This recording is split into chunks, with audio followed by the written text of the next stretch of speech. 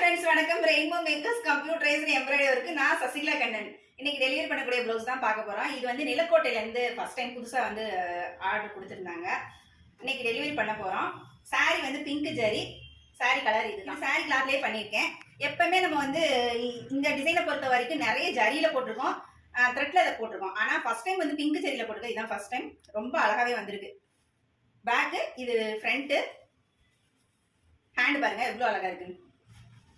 இது நெக்ஸ்ட் சாரீ. இது வந்து பிளவுஸ்.